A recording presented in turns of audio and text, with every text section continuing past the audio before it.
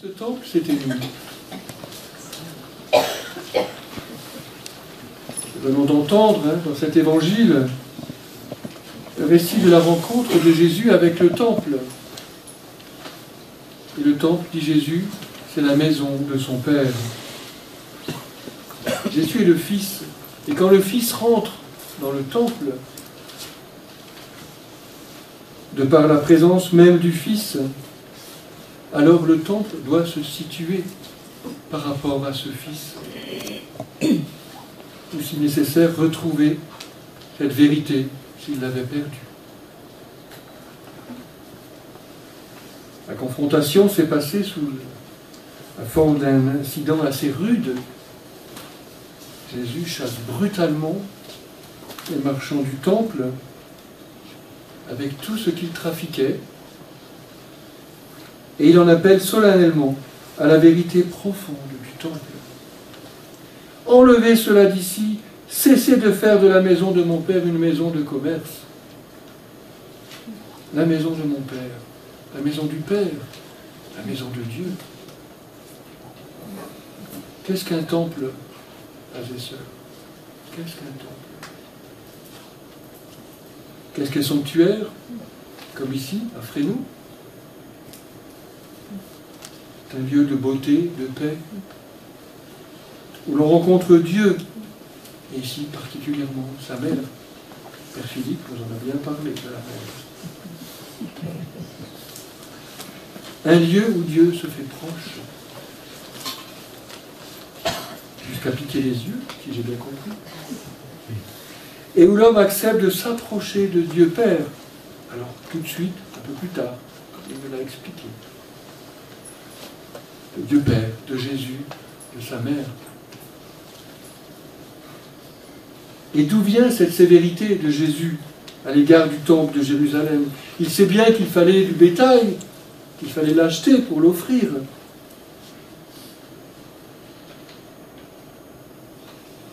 Eh bien, l'attitude désinvolte, insolente finalement, sans gêne, des hommes gêne, entrave dans le temple la rencontre avec le Seigneur. Pour rejoindre Dieu, il fallait passer trop souvent à travers tout un réseau de marchands, des galeries marchandes, comme nous les connaissons aujourd'hui. On ne voit pas le rapport avec les bons dieux, les galeries marchandes. C'est un peu pareil. De marchandises et donc de marchandage, on est en Orient. Alors au temple, trop d'intermédiaires voulaient servir à la fois Dieu et Mammon, le profit et l'argent. Vous voyez, la vérité avec le temple, on s'éloigne. Enlevez cela d'ici, s'écrie Jésus. Cessez de faire de la maison de mon Père une maison de commerce, de trafic. Il ne reproche pas qu'il y ait des agneaux. Mais il reproche que l'on fait de la maison de son Père une maison de commerce et de trafic. Et voilà qu'on demande un signe à Jésus, pour qu'il justifie par quelle autorité il fait cela. Et lui, parce qu'on aurait fait à leur place, ceux qui écoutaient Jésus, il les renvoie dans un langage inattendu, voire incompréhensible, nouveau, évidemment, à sa mort et à sa résurrection, qui sont à venir. Détruisez ce sanctuaire et en 3 jours, je le relèverai. Et heureusement pour nous, l'évangéliste de commenter, mais lui parlait du sanctuaire de son corps. Le sanctuaire de son corps. Le corps de Jésus. Pas seulement sa chair, mais ça veut dire sa personne vivante, concrète. Le corps de Jésus est le lieu de la rencontre entre Dieu et les hommes. La personne de Jésus. Nous allons à Dieu par Jésus. Entre Dieu et ceux qui l'adorent en vérité, comme certains ont pu le faire, je pense, tout à l'heure. Ce corps est le lieu où Dieu se fait proche, où l'homme s'approche de Dieu parce qu'il est l'homme-Dieu. Ceci est mon corps livré pour vous, ceci est mon sang versé pour vous. Et c'est par lui et en lui que nous avons accès auprès du Père et que le Père vient au-devant de nous. Lui seul fait monter vers Dieu notre prière. notre sacrifice, notre messe quotidienne. Mais alors, qu'en est-il, frères et sœurs, pour nous et pour notre vie spirituelle? Jésus, nous le croyons, est pour nous le vrai temple. Il est le lieu de la rencontre avec le Père. Mais est-ce que le Père nous trouve chaque jour ouverts à cette rencontre? On attend de dialogue dans le Fils, comme des enfants avec leur Père. Je suis un peu coquin, mais je me parle à moi-même, frères et sœurs. Est-ce que vous avez remarqué que quand nous nous approchons de Dieu pour la prière, notre cœur de croyant demeure parfois encombré de marchandises et de calculs? Il y a des devises, des trésors de fait factices. On n'achètera jamais le bon Dieu. Des œuvres pour Dieu qui ne sont en fait que recherche de nous-mêmes. Une lassitude parfois, on y va du bout des lèvres, et puis une fixation sur l'immédiat ou le tout de suite, tout de suite, comme dans la vente en ligne, hein, livraison en un jour, transport gratuit. On commande les miracles. Puis bien sûr, il y a le péché, puis d'autres choses encore, qui peuvent retarder, entraver notre rencontre avec Dieu et gêner l'action de Dieu à notre égard.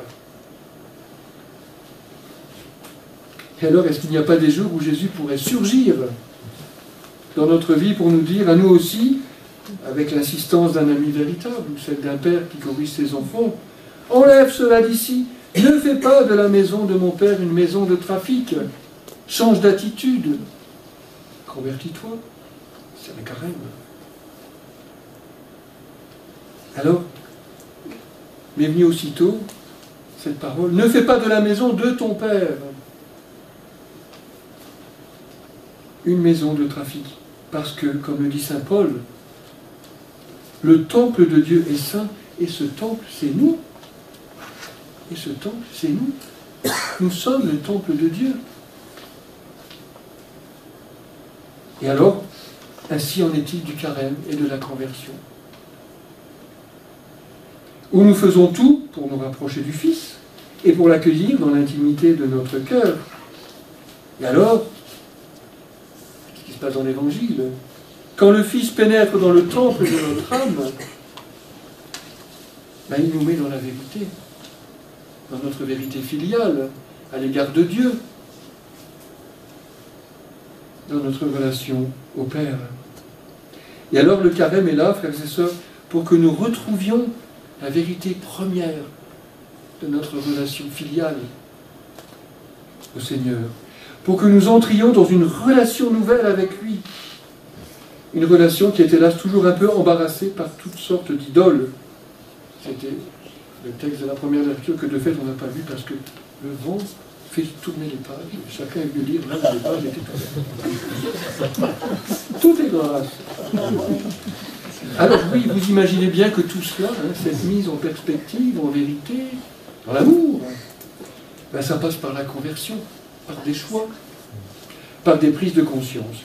Et justement, la petite Thérèse, c'est quand même le jour de la petite Thérèse, pour nous, nous aide à cette conversion et elle nous aide à vérifier notre relation à Dieu.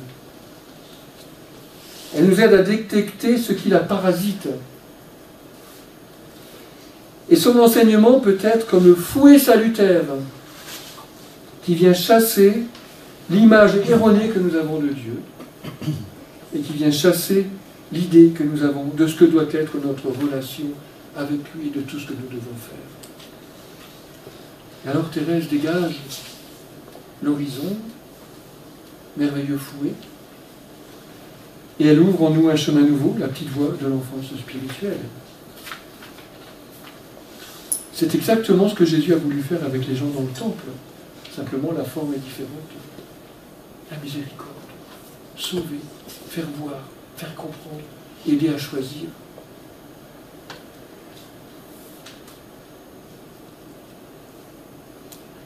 Face aux impossibles, Thérèse nous obtient à sa prière le courage. Car il faut avoir le courage pour marcher, avancer. Ce courage qui naît de la confiance en l'amour qui peut tout. Et alors, tout en nous suscitant à faire tout notre possible, eh bien, elle nous délivre de l'illusion et de l'orgueil de vouloir n'y arriver que par nous-mêmes. Et à Dieu, Thérèse allait gardant les mains vides, elle écrit, les mains vides, toujours vides, pour que toujours il les remplisse. Pour que toujours lui les remplisse.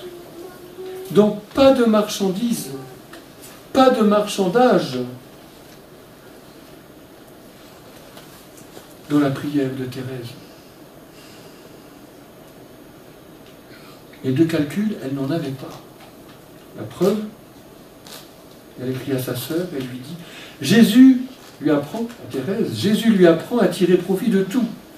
Il lui apprend à jouer à la bande de l'amour. Ce sont ses mots. Et elle ajoute, ce qui la regarde, c'est de s'abandonner, de se livrer sans rien réserver, pas même de savoir combien la banque lui rapporte. Voilà, on donne tout, c'est gratuit. Alors moi, on a le doigt crochu, on a un élastique au bout du porte-monnaie du cœur.